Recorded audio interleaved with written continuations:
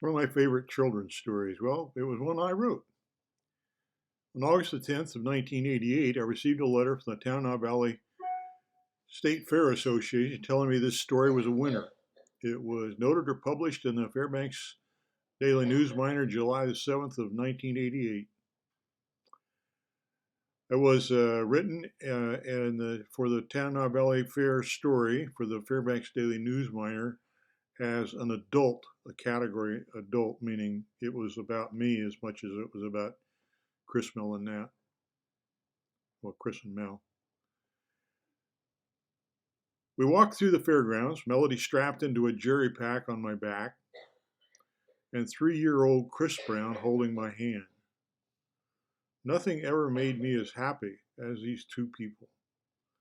There were half dozen rides just for the little kids at the Fairbanks Tanana Valley Fairground that year. While adults were allowed to, we rode on the ride together.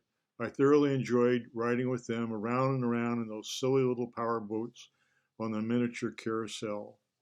We pitched gently up and down as if crossing the ocean, with annoying little buzzers squawking, while all the time going around in a small circle less than 25 feet in diameter.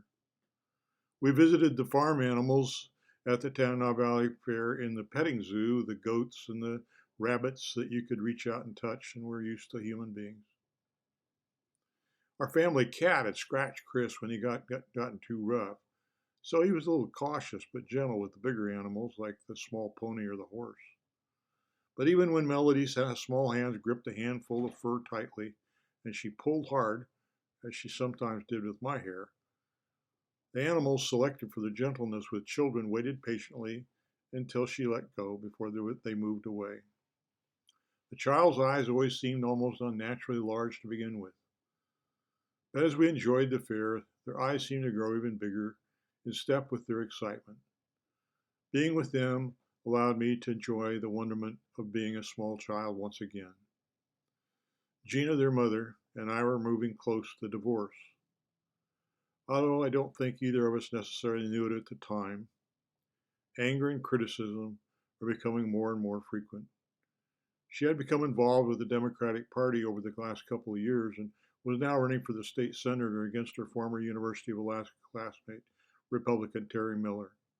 Miller was a successful and popular incumbent.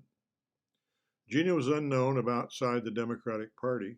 She knew she had still a chance of winning, but Miller had been running unopposed, so she figured she had little to use and much to gain. Gina was a loving mother to Chris and Mel. Wasn't a candidate she spent her time at the fair campaigning, and wanted them only for photo sessions or other political media events.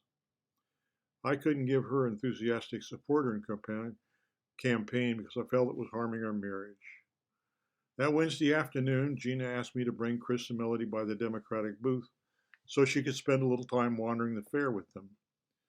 We agreed to meet again in an hour, so I would take them back, and she could get back to her campaigning. There were home building product exhibits that I wanted to investigate, so this arrangement should have worked as it had on previous days. I spent about a half an hour wandering the various aisles when I heard my name paged over the public address system. I felt my heart race because those calls were usually announcements of lost children. I hurried to the information booth near the main entrance to the fair.